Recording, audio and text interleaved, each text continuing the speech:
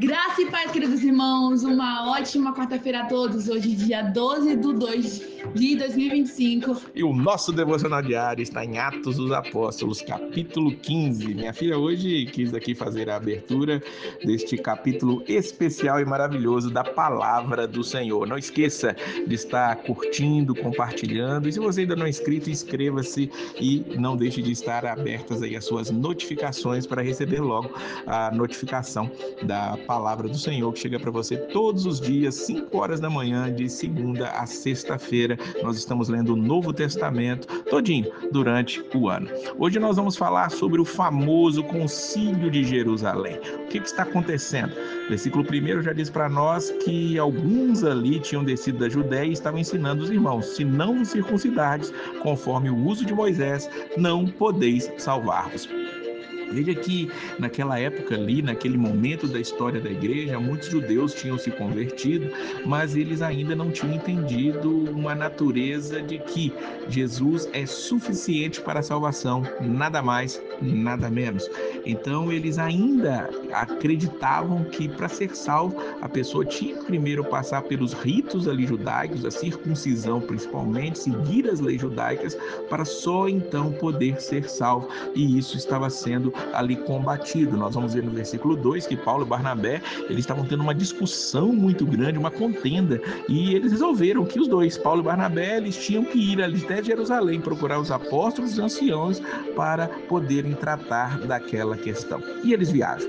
Quando eles chegam a Jerusalém, eles são recebidos pela igreja, pelos apóstolos, pelos anciãos, e eles anunciaram quão grandes coisas Deus tinha feito com eles. É interessante que aqui a igreja, a liderança da igreja é sempre mostrada como uma liderança plural. Os apóstolos estavam ali, mas também com eles estavam ali os anciãos, os presbíteros da igreja, ajudando ali na administração e no pastoreio daqueles irmãos ali em Jerusalém, e todos se reúnem ali. Veja que mesmo ali também os da seita dos fariseus, diz o versículo de número 5, eles também estavam ali discutindo e dizendo que era mister circuncidar aqueles gentios aos quais Paulo tinha acabado de dizer que estavam recebendo a salvação, e mandar que eles guardassem a lei de Moisés. Eles queriam que eles guardassem ali o sábado, que eles cumprissem todas aquelas leis cerimoniais. Eles ainda não tinham entendido que tudo isso tinha se cumprido na pessoa de Jesus Cristo, como ainda hoje, infelizmente, muitos ainda acham isso. Muitos, apesar de não mandarem circuncidar, estão ainda celebrando festas judaicas, carregando a Arca da Aliança, tendo menorás. Todas essas questões judaicas dentro da igreja cristã são coisas que foram combatidas já no início da igreja, mas ainda hoje as pessoas, por achar que aquilo é legal, isso atrai a atenção das pessoas, ainda estão usando inclusive bandeiras de Israel dentro das suas igrejas. Nós vamos ver que os apóstolos anciãos, eles vão considerar sobre o assunto, e o primeiro a falar é Pedro. Essa é uma reunião maravilhosa, irmãos. Nós vamos ver Pedro falando, vamos ver Paulo, Barnabé, vamos ver Tiago, nós vamos ver que aqui Silas e outros estão aqui presentes. Imagina esse local, essa reunião com esses apóstolos todos, que coisa maravilhosa, mas para discutir algo muito importante ali do início da igreja. Então Pedro se levanta, ele começa a dizer que Deus conhece os corações e Deus testemunha, dando-lhes o Espírito Santo assim como a nós. Pedro está falando, os gentios receberam o Espírito Santo assim como nós. Pedro, ele foi testemunha disso ali na casa de Cornélio, quando ele pregou o Evangelho, e ali, tanto quanto no Pentecoste, aqueles irmãos receberam o Espírito Santo, e aquilo foi evidenciado naquele momento ali, por eles falarem em línguas. Era necessário que aquilo acontecesse para mostrar que Deus estava agindo naqueles irmãos. Versículo 9 diz que Deus purificou os corações deles pelas fé. E aí ele pergunta: por que tentais a Deus pondo sobre a serviço dos discípulos um jugo que nem nossos pais nem nós podemos suportar? O que ele está dizendo é que a lei de Moisés, quando ela é levada ao pé da letra, como os fariseus queriam fazer, ninguém conseguia carregar. O próprio Jesus condenou os fariseus, dizendo que eles impunham regras, impunham fardos pesados aos homens, e eles mesmos não o carregavam. Eram os famosos hipócritas que faziam isso. Pedro ele encerra ali sua participação dizendo que nós seremos salvos pela graça do Senhor Jesus Cristo, como eles também, diz o versículo de número 11. Agora tomam a palavra ali Barnabé e Paulo e eles continuavam contando as coisas que Deus tinha feito, sinais, prodígios haviam feito por meio deles entre os gentios, diz o versículo de número 12. Depois de Paulo e Barnabé é a vez de Tiago. Tiago, o que está falando aqui agora é aquele que escreve a carta, é o irmão do nosso Senhor Jesus Cristo, porque o Tiago, o irmão de João, já tinha morrido, como nós já relatamos em devocionais anteriores. E Tiago ele vai dizer que Deus visitou os gentios para tomar deles um povo para o seu nome. E ele vai dizer ali isso aqui, as suas palavras dos profetas estão dizendo isso. Ele cita aqui o livro de Amós, capítulo 9, versículo 11, onde diz: depois disso voltarei e reedificarei o tabernáculo de Davi que está caído, levantá-lo-ei das suas ruínas e tornarei a edificá-lo. É interessante essa interpretação de Tiago, porque aquilo que os apóstolos dizem acerca do Antigo Testamento é a real interpretação que se tem.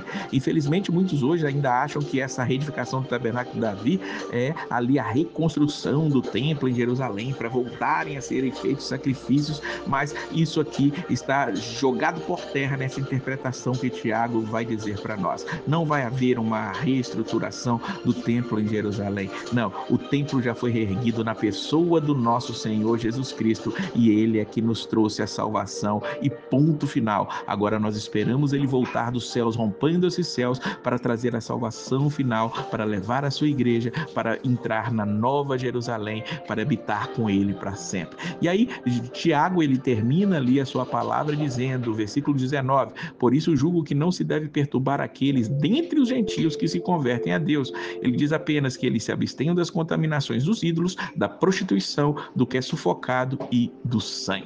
E isso fica determinado. Eles preparam cartas para enviarem para as igrejas e ali eles separam ali alguns homens para levar aquela carta. Diz o versículo 22 que pareceu bem aos apóstolos e aos anciãos com toda a igreja eleger homens dentre eles e enviá-los com Paulo e Barnabé a Antioquia, a saber, Judas, chamado Barsabás, e Silas, homens distintos dentre os irmãos. Saiu uma comitiva para levar a Antioquia, aquela igreja dos gentios, aquela igreja que estava enviando pessoas ali para fazer a obra missionária. Barnabé e Paulo já tinham feito isso e aqui agora eles vão receber essa carta. É interessante que aqui foi os apóstolos, os anciãos e toda a igreja, e nós vamos ver no versículo 28 que ele diz assim: na verdade pareceu bem ao Espírito Santo e a nós não vos impor mais encargo algum, senão estas coisas necessárias que nós já citamos aqui. Ou seja, a decisão dos apóstolos, da igreja, foi entendida como a decisão do próprio Espírito Santo. É justamente aqui que